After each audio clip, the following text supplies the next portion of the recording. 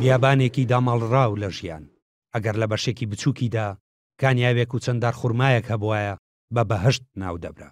وڵاتێکی بێناو و چەند خێڵێکی هەژار و برسی و نەخوێندەوار کە ماڵ و لانەیان یان ژێر چادر بوو یان خانووی لە قوڕ و چڵە خۆرما دروستکراو.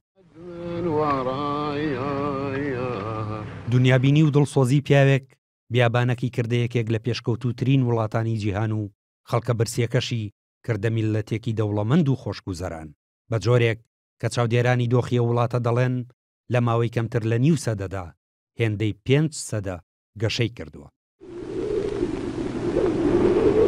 دوای جەنگی جیهانی دووەم و دۆزینەوەی نەود لە کوێت و قەتەردا ئەوروپیەکان ڕویان لە ئەبوزەبی کرد. لە ساڵی 1953ەوە گەڕان بە دوای نەوتدا دەستی پێکرد و ساڵی 1963 یەکەم کەشتی نەوتی ئەبوزەبی بەرەو بازاڕەکانی جیهان بەڕێکەوت. لەوێوە پارەیەکی خەیاڵی ڕژایە نێو ئەو وڵاتەوە کە پێشتر لە هەژارترین وڵاتەکانی دنیا. بەڵام شێخ شەخبوت بن سوڵتان ئالهەیانی حاکمی ئەوسای ئەبوزەبی ئامادە نەبوو پارەکە بۆ خەڵک و وڵاتەکەی خەرج بکات. لەبەرەوە ساڵی 1966 شێخ زایدی برای دەسەڵاتی لێسندەوە و لە وڵات دەری کرد. لەگەڵ گرتنە دەستی دەسەڵاتدا شێخ زاید کەوتە هێنانەدیە و خەونەی ساڵی 1953 لە گەشتەکەیدا بۆ وڵاتانی ئاسیا و ئەوروپا و ئەفریقا و ئەمریکا بینی. ئەو خەونەی کە وڵاتەکەی نەک هەر بکاتە هاوتای ئەوان بەڵکو لەوانیش پێشکەوتوتر بێت. هەرزوو شێخ زاید پارەی نەوتی لە کۆمەڵە کاغەزێکی ئەمبار کراوەوە کردە بزوێنەری پێشکەوتن.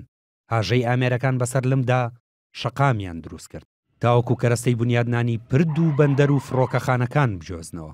هەر هاوڵاتیەک خانوویەکی بۆ دروستکرا، نەخۆشخانە دروستکرا و پزیشکە ئەمریکیەکان فێری عەرەبی کران تاوەکو لە نەخۆشەکان تێبگەن. پارەیەکی خەیاڵی بۆ بەرەو پێشبردننی کشت و کاڵ خەرج کرا تاوەکو بزانن چۆن بیابان بکەنە سەوزایی و بۆش کشت و کاڵ بکەن و سەرنجی گەشتیاران ڕابکێشن. لەگەڵ دروستکردنی باڵەخانە و بەرەو پێشبردننی ژێرخانی وڵاتدا شێخ زاید گرنگی بە بەرەو پێشچوونی کۆمەڵایەتیشدا. قوتابخانەکانی لە کەپری چڵە خورماوە کردە بینای سەردەمیانە و مامۆستای بیابنی هێنا تاوەکوونەوەی نوێ فێری هزری نوێ بکات. گەنجانی بێکاری لە سوپادا کۆکردەوە تاوەکو فێری دیسپلینیان بکات. خوانەکانی لە ژێر چادرەوە گواستەوە بۆ ناو کۆشکەکان تاوەکو سەرۆک خێڵەکان فێری ئەتەکێتی نوێی نان خواردن و میوانداری بکات. دوای دڵنیابوون لە تۆکمەی ژێرخانی وڵات ساڵی 1968 شێخ زاید کەوتە بەدیهێنانی خەونی دروستکردنی دەوڵەت. سەرەتا لەگەڵ شێخ ڕاشد بن سەعید ئالمەکتومی حاکمی دووبەی کۆبووەوە. دواتر و لە ساڵی 1970دا هەر حەوت ئیماراتەکە و قەتەر و بەحرینیش بانگهێشت کران. لە کۆبوونەوەکەدا بڕیاری یەکگرتن درا و لیژنەیەک بۆ نووسینەوەی دەستور پێکێنرا، بەڵام قەتەر و بەحرین کشانەوە.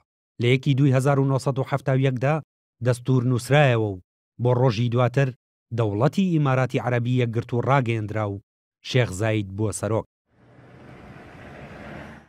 دەوڵەتەکە پێک دێت لە 7 ئیمارەت: ئەبوزەبی کە ئاوکات پایتەختی وڵاتە، دووبەی، شاریقە، عەجمان، ئومڵقەیون، ڕەئسلخەیمە و فوجەیرە. شێخ زاید ڕۆژی 2 یانزەی 2004 کۆچی دوایی کرد، بەڵام لە ماوەی دەسەڵاتیدا توانیوا لە هاوڵاتیەکانی بکات وەلایەن بۆ دەوڵەت هەبێت نەک خێڵ و ئیمارەتێکی دیاریکراو. هاوڵاتیانی بە ئەرک و مافەکانیان ناساند. ملیۆنەها دۆلاری لە کاری خێرخوازیدا بۆ زیاتر لە 40 وڵاتی دنیا خەرج کرد. بەوەی کارەکانیەوە 16 خەڵاتی نێودەوڵەتی پێبەخشرا. لە ئێستادا ئیماراتی عەرەبی یەکگرتوو یەکێکە لە دیارترین وڵاتەکانی جیهان. ژێرخانی ئابووری بە جۆرێک پێشخستووە کە تەنها لە 127 پشت بەنەوت دەبەستێت و خاوەنی 7ەم یەدەگی نەوتە لە جیهاندا. لە پێوەری خۆشگوزەرانیدا یەکەمی وڵاتانی عەرەبی و 5ەمی جیهانە.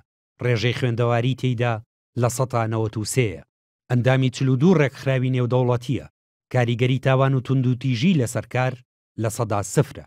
لەسەر ئاستی جیهان دووەمە لە متمانەی خەڵک بەسەرکردایەتیەکەیدا. هەروەها دووەمە لە کەمی بەفی ڕۆدان لە خەرجیەکانی دەوڵەتدا. ئەو بنەمایانی شێخ زاید پێڕێویکردن وایان لێ کرد ببێتە هاوتایە و سەرکردە مەزنانەی کە هەموو میلەتێک خەونی پێوە دەبینێت، چونکە کارەکانی لە پێناو بەرجەستەکردنی هیوا و ئاواتی خەڵکدا. نامۆ سەربەست NRT. ما يبغى حق، لا يدرونهم، خذ من حقه وعطاكم. الله يطول. لكن